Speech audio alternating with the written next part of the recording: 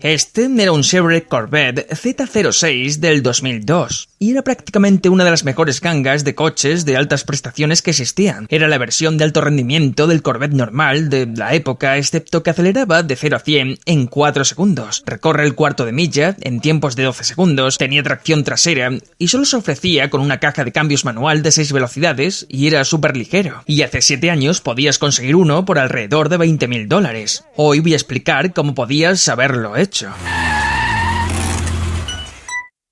Voy a empezar con un poco de historia. El Corvette apareció por primera vez en la década de 1950 y ocasionalmente a lo largo de su historia hubo varias versiones de alto rendimiento que ofrecían un poco más de deportividad y algo más de potencia que los modelos normales. La quinta generación del Corvette, el C5, salió en el 97 y fue un acontecimiento enorme cuando apareció. Era el primer Corvette completamente nuevo en 15 años, pero la cosa mejoró. En 2001, Chevrolet lanzó una versión de altas prestaciones de su Corvette llamado Z06, mientras que el Corvette normal tenía alrededor de 350 caballos, el Z06 contaba con 385 caballos. También tenía una suspensión mejorada y ruedas y neumáticos más grandes, además de pesar unos 18 kilos menos que el normal. Y mientras que el Corvette estándar podía obtenerse como descapotable, hatchback o durante un par de años poco comunes como coupé, solo se ofrecía como un auténtico coupé de techo fijo y era la carrocería más rígida y resistente. También se ofrecía exclusivamente con una transmisión manual de 6 velocidades. Ha sido un coche atractivo desde que salió al mercado hace ya como 27 años, pero hoy resulta especialmente interesante porque se ha vuelto muy barato. Este es un extraordinario deportivo V8 de 2 plazas, tracción trasera y cambio manual, y podías conseguir uno por $30.000 si buscabas una unidad impecable, por $25.000 una bastante buena y por $20.000 un ejemplar normal con bastante kilometraje. Este era un extraordinario deportivo V8 de 2 plazas, tracción trasera y cambio manual, y podías conseguir uno por $30.000 si buscabas una unidad impecable, por $25.000 una bastante buena y por $20.000 un ejemplar normal con bastante kilometraje. En subasta hay 120 anunciados por $25.000 o menos y era una ganga porque este coche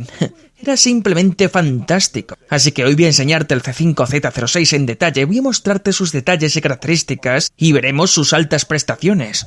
Después lo sacaré a la carretera para conducirlo y finalmente le daremos una puntuación. Voy a empezar el apartado de detalles hablando de probablemente el rasgo más evidente del coche y que a algunas personas no les gusta, y sería el interior, y concretamente la calidad del interior. El Corvette C5 salió de la General Motors de los años 90 y por eso el interior no es nada especial. Parece el interior de un vehículo de General Motors de los años 90, con muchísimo plástico barato por todas partes y muchos de los botones, interruptores y mandos tienen un aspecto feo y económico. Puedes ver que la radio es la misma que se utilizaba básicamente en cualquier otro vehículo de GM, con estos feos botones redondeados. No parece del tipo de interior que uno querría en un coche de altas prestaciones, y hay algunos detalles especialmente malos, siendo probablemente el principal las holguras entre paneles. Puedes ver que la separación alrededor de la consola central es sencillamente demasiado grande. Incluso las holguras de los pequeños compartimentos abatibles en el centro de la consola son excesivas. Pero probablemente lo peor está aquí. Separando el salpicadero del panel de la puerta, puedes meter los dedos dentro de esa separación. Otra cosa que no me gusta de este interior son las manillas de las puertas. No están en absoluto a la altura de un coche caro, especial y de altas prestaciones. Todo parece un interior barato, básico, y probablemente la razón principal por la que algunas personas no compran estos coches es precisamente esta calidad interior. Pero si quieres pasar por alto ese aspecto, hay muchas cosas que me gustan y muchos más detalles interesantes. Por ejemplo, quiero llamar tu atención sobre la consola central, donde hay un botón marcado como Active Handling. Puedes utilizar este botón para activar o desactivar el control de tracción y el modo Active Handling, que ayuda a mantener el control del coche. Ahora bien, mi parte favorita es que el botón para activarlo o desactivarlo tiene el dibujo de un coche derrapando. Y no es cualquier coche, es un Corvette. Y no es cualquier Corvette, es un C5. Y de hecho una representación bastante buena de un Corvette C5 en ese botón. Hay otro detalle interesante relacionado con ese botón de Active Handling. Existe una especie de modo secreto asociado a él. Si lo pulsas puedes activar o desactivar activar ese control y verás cómo cambia la indicación en el cuadro de instrumentos, pero si mantienes pulsado el botón, finalmente entrará en el modo Competitive Driving. Este modo desactiva el control de tracción, pero mantiene activa en alguna parte del sistema Active Handling. Supongo que debes utilizar si realmente estás conduciendo el coche en circuito de forma competitiva. Seguimos en la consola central. Hay un pequeño compartimento junto a la palanca de cambios. Lo abres y te encontrarás con el portavasos más pequeño del mundo. Probablemente solo sea lo bastante grande para una lata de refresco, si es que cabe una. Además, no tiene prácticamente profundidad, así que incluso si colocas algo dentro, se caerá en cuanto tomes una curva a velocidades de Corvette. Como resultado, el propietario del coche instaló este pequeño portavasos en el espacio para los pies del pasajero. Me comenta que muchos propietarios de Corvette hacen esto porque el portavasos de fábrica no resulta especialmente útil. Pasamos al sistema de climatización, donde encontramos una característica que jamás había visto antes. Este coche tiene climatizador automático y dispone de temperaturas independientes para conductor y pasajero. Eso no es nada raro, la mayoría de los coches lo tienen. La parte extraña es que solo el lado del conductor es automático. El conductor puede ajustar la temperatura deseada y pulsar auto, y entonces las salidas del aire y los sensores de temperatura del coche se encargarán de mantenerla. Pero el pasajero no dispone ni de sensores de temperatura ni de una indicación de temperatura en pantalla. El pasajero simplemente gira su mano y eso hace que salga aire más frío o más caliente por las rejillas. Así que esto es un climatizador bizona con funcionamiento automático para el conductor y control manual para el pasajero. Si el mando de temperatura del pasajero está en la posición central, marcada con la pequeña línea blanca superior, entonces la temperatura del lado del pasajero será equivalente a la configurada para el conductor. Solo cambia cuando comienzas a ajustar el mando del pasajero. Quiero pasar al salpicadero y hablar específicamente del asa de sujeción. Durante años los Corvette tuvieron asas de sujeción. Supongo que por si estabas tomando curvas rápidas y necesitabas algo a lo que agarrarte. Pero la ubicación es rara, la colocaron aquí arriba y se supone que debes agarrarte así, como si estuvieras en una montaña rusa. Han mantenido esta asa en los Corvette más modernos, pero la trasladaron a la consola central, lo que probablemente tiene más sentido. Puedes agarrarte así. Parece un lugar muy extraño, pero es una referencia a los Corvette más antiguos que también las llevaban. Debajo del asa de sujeción está la tapa de airbag, que lleva la inscripción Corvette, pero para mí este es probablemente el punto más bajo de todo el interior. La mayoría de los coches integraban la tapa del airbag en el salpicadero. Aquí se ve, los materiales son diferentes, las líneas no coinciden y no tiene muy buen aspecto aquí en el lado del pasajero. Pasamos a la consola central, que es peculiar por varios motivos. En primer lugar, solo tiene bisagra hacia el lado del conductor. El pasajero no tiene acceso directo a ella, solo el conductor.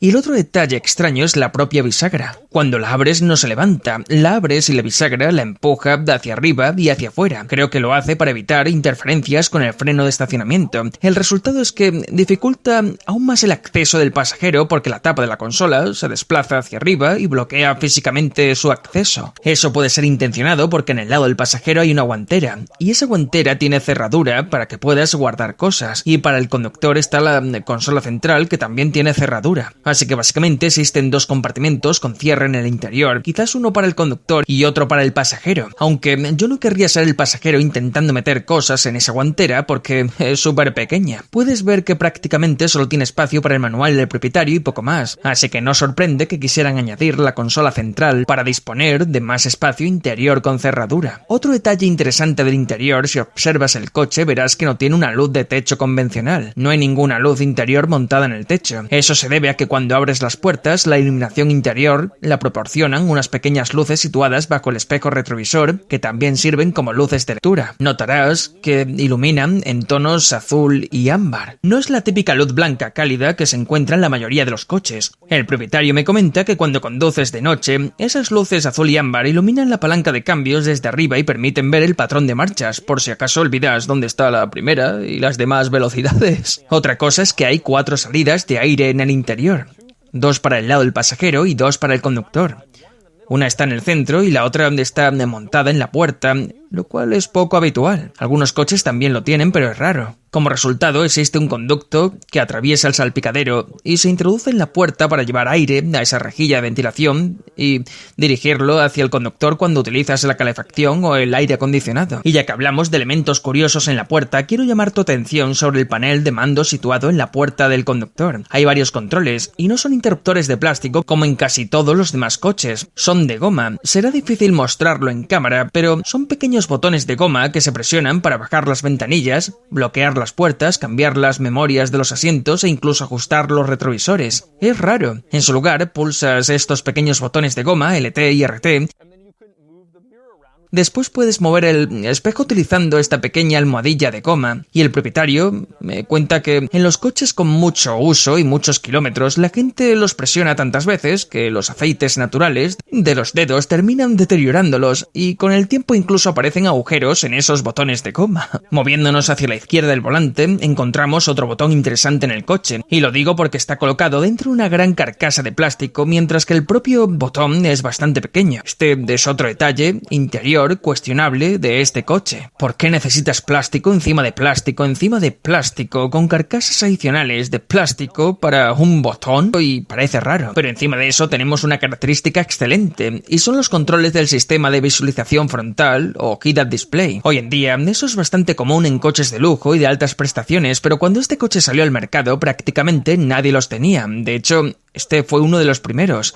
Y puedes ver la información proyectada en el parabrisas justo delante de ti. Es algo muy útil y sigue siendo una característica deseable incluso hoy, aunque cuando apareció este coche estaba todavía en fase muy temprana. Puedes controlarlo con estos pequeños botones situados a la izquierda del cuadro de instrumentos. El que está marcado como OFF y acompañado de una pequeña rueda ajusta el brillo. Puedes subir o bajar la rueda, lo que aumentará o reducirá el brillo de la proyección. Debajo de él hay un botón marcado como display con flechas. Ese permite subir o bajar la posición de la proyección en el parabrisas, y en la parte superior está el botón Page, con el que puedes recorrer distintas pantallas de información, la temperatura del motor y todo eso, toda información útil proyectada directamente delante de ti. Pasando al otro lado del cuadro de instrumentos encontramos algunos botones.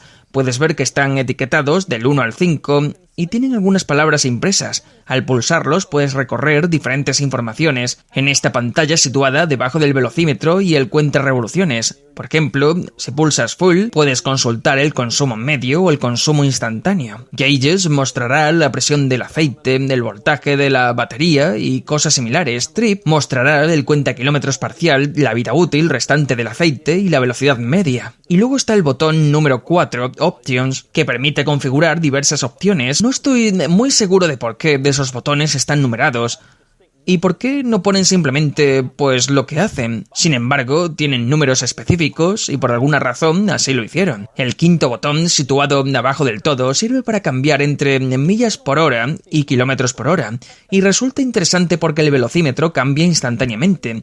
Si está circulando a 60 millas por hora y pulsas ese botón, la aguja saltará inmediatamente a 100 kilómetros por hora. El velocímetro puede realizar ese cambio simplemente pulsando un botón, sin necesidad de entrar en ningún menú de configuración y de leer una escala secundaria más pequeña en kilómetros por hora. Por último, en el interior, como ya mencioné, la guantera del coche es súper pequeña, pero contiene el manual del propietario y merece la pena señalar que viene dentro de una funda especial del Z06. Cuando abres esa funda, también te encuentras con un bolígrafo de Z06 y un medidor de presión de neumáticos Z06. En cualquier caso, abres la funda y luego el manual del propietario y encontrarás algunas curiosidades. Por ejemplo, en la página 68 aparece una advertencia que dice: si se derrama gasolina sobre usted y algo la prende fuego, podría sufrir quemaduras graves. Gracias. Es una advertencia útil y me alegra que mi manual de propietario me la comunique. ¿Cómo narices iba a saber eso antes? Otra de las cosas que me llaman la atención en este manual son las ilustraciones dibujadas a mano del coche. Por ejemplo, me gusta mucho la de la página 430. Habla sobre conducir el coche en la nieve y quedarse atascado. Y puedes ver este pobre C5 atrapado en la nieve en un dibujo de estilo caricaturesco y me encanta. Tiene un aspecto fantástico. Pero ni siquiera es mi dibujo favorito del manual. Si retrocedes unas cuantas páginas, puedes ver que alguien ha dibujado esta preciosa carretera de montaña, con montañas al fondo y ciervos a un lado. La persona que hizo esto debería ser artista. Imagínate ir a una escuela de arte y que alguien te pregunte: ¿a qué te dedicas ahora? Oh, hago ilustraciones para manuales de propietarios de General Motors. Ah, quiero pasar al exterior del Z06 y quiero empezar por los faros escamoteables. Obviamente la mayoría de la gente ya los conoce, pero si no es así, los faros permanecen ocultos hasta que los enciendes. Se elevan y se iluminan. y cuando los apagas vuelven a esconderse en su posición original. Eso le da al frontal del coche una apariencia más limpia. Los faros escamoteables eran bastante comunes en los 80 y durante parte de los 90. Este apareció en el 97, precisamente cuando esta tendencia empezaba a desaparecer, pero Chevrolet decidió incorporarlos de todos modos. Esta generación se fabricó hasta 2004 y para entonces los faros escamoteables ya estaban completamente pasados de moda. Por eso, este coche fue el último vehículo en tenerlos. El Lotus Esprit también utilizaba faros escamoteables y se fabricó igualmente hasta 2004, siendo cancelado ese mismo año. Moviéndonos hacia la parte trasera del coche encontramos dos elementos. Uno de ellos es probablemente la característica exterior más distintiva del Z06. En realidad se trata de un conducto para refrigerar los frenos. Puedes verlo si miras ahí dentro. Probablemente no se apreciará en cámara, pero envía aire a los frenos para enfriarlos cuando estás rodando en circuito. Los Corvette normales no tenían esta pequeña apertura lateral. Los Z06 sí la tenían, y es una forma sencilla de distinguirlos. Otra característica es el hecho de que era un auténtico coupé. El Corvette C5 se ofrecía en tres tipos de carrocería. Existía la versión descapotable y no podías comprar un Z06 descapotable. También existía una versión hatchback con una gran luna trasera que se levantaba junto con el portón, y tampoco podías conseguir esa carrocería en un Z06. La única forma en la que se ofrecía el Z06 era como un coupé de techo fijo con maletero tradicional en lugar de una luneta trasera practicable. Ahora bien, Chevrolet sí fabricó una pequeña cantidad de Corvette C5 Coupé normales, que no eran Z06, pero son muy poco comunes. La inmensa mayoría de los C5 Coupé son Z06, y por eso vamos a hablar del maletero. Para abrirlo, pulsas un pequeño botón en el mando a distancia y se abre ligeramente hasta esta posición y después puedes levantarlo por completo.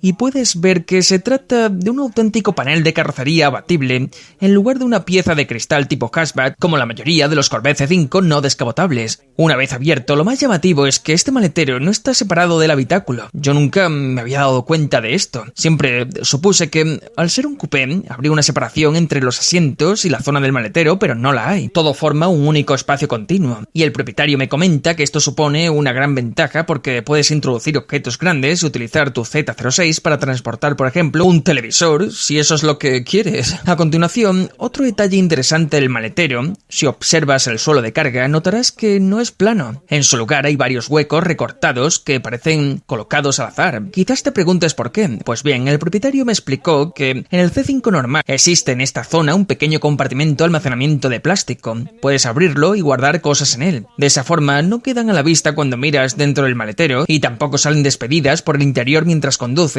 pero en el Z06 intentaban ahorrar todo el peso posible. Por ello eliminaron ese compartimento de plástico y probablemente ahorraron unos 250 gramos en el proceso. Y ya que estamos aquí detrás, hay un par de detalles. Quiero empezar por la antena. El Corvette C5 normal tiene una de esas antenas eléctricas que se elevan automáticamente cuando encendías la radio. El Z06 eliminó ese sistema para ahorrar peso, que no se extiende ni de lejos tanto como la otra. El propietario me comenta que no recibe la señal tan bien, pero ese es el tipo de sacrificios que se hacen para ahorrar probablemente unos 250 gramos de peso. Otro detalle interesante en la zona, puedes ver el emblema Corvette en la parte trasera y también en la tapa del maletero. Algo que yo no sabía es que detrás de la matrícula también hay un logotipo de Chevrolet. Nadie lo verá jamás, pero está ahí por si algún día quitas la matrícula y entonces puedes decir, genial, tengo un Chevrolet. En las aletas delanteras aparece el distintivo de Z06 para dejar claro que este coche es un Z06. En 2001, el Z06 tenía solamente 385 caballos de potencia.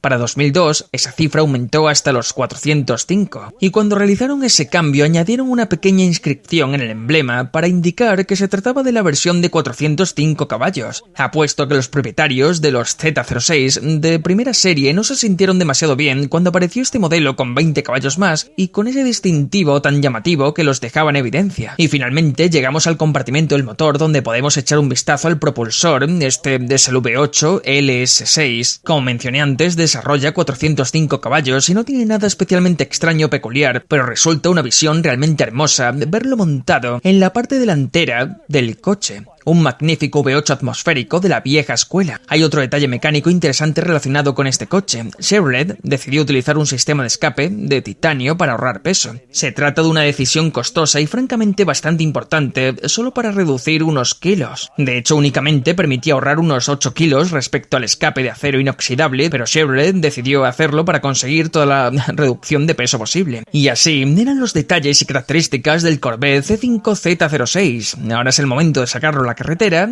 y conducirlo. Muy bien, conduciendo el Z06. Hace poco tuve la oportunidad de conducir uno de los Z06 más modernos y desde luego se siente mucho más refinado. No diría más lujoso, pero la tecnología es mejor y, bueno, resulta superior. Sin embargo, creo que la crudeza es una de las cosas más atractivas de este modelo y también una de las razones por las que es tan barato. Este no es un coche de lujo refinado, es simplemente un coche divertido. Un coche que puedes lanzar en una curva y sentir el rendimiento. La suspensión es claramente dura. Esa era una de las grandes críticas y la entrega de potencia es contundente. El coche siempre se siente rápido. Hace un 0 a 100 en 4 segundos y sigue pareciendo rápido incluso hoy. Este coche tiene una enorme cantidad de par motor. No necesitas pisar mucho el acelerador para obtener una gran respuesta. La suspensión es realmente dura. Cada bache o irregularidad del asfalto se nota mucho. Pero es que ha pasado mucho tiempo, no parece rápido únicamente para aquella época. Sigue pareciendo rápido hoy, parte de esa sensación proviene de que vas cerca del suelo y el coche es algo áspero. Y por todo ello transmite una extraordinaria sensación de velocidad. No estás aislado de la experiencia de conducción y separado de lo que ocurre en la carretera, como sucede en algunos coches alemanes. La palanca de cambios sí tiene una sensación bastante mecánica y marcada al engranar las marchas. El embrague está bien. Me llevó 1 o 2 minutos acostumbrarme a él, pero creo que funciona perfectamente. En cuanto al espacio interior, tengo suficiente. Estoy un poco cerca del cuadro de instrumentos, del volante y de todo lo demás, pero la dirección es bastante buena. Tiene un pequeño punto muerto o cierta imprecisión alrededor de la posición central. Creo que eso es algo común en los coches de esta época, pero en general transmite bastante confianza. El comportamiento en curvas es bueno. Hay muy poco balanceo de carrocería, el coche va exactamente hacia donde lo diriges y la dirección es buena. Y otra cosa interesante es que tiene un peso muy bien calibrado. Da la sensación de ofrecer cierta resistencia, a diferencia de muchos coches modernos cuya dirección resulta muy ligera. La cuestión es que entiendo perfectamente la crítica. Hay grandes separaciones entre paneles, plásticos, no tiene un aspecto demasiado atractivo, pero cuando conduces rápido, no estás mirando al interior. Y así, mira el Chevrolet Corvette C5 Z06. Siempre había querido hacer una prueba de este coche porque, sinceramente, siempre me gustó mucho. Yo tuve un Cadillac CTSV equipado con el mismo conjunto mecánico que este y era fantástico como berlina de altas prestaciones, pero resulta todavía mejor como coupé deportivo, tal y como demuestra este coche. Y es aún mejor cuando puedes comprar uno por $20.000. Ahora es el momento de darle una puntuación. Sumándolo todo, la puntuación total es de 57 de 100. Eso lo sitúa en esta posición junto a otros coches similares. El C5 Z06 empata con el Honda S2000 y queda justo por detrás del 911 Carrera 4S. Una compañía excelente para el Z06. Los tres son coches muy diferentes entre sí, pero los tres ofrecen enormes emociones por el dinero que cuestan y me encantan los tres.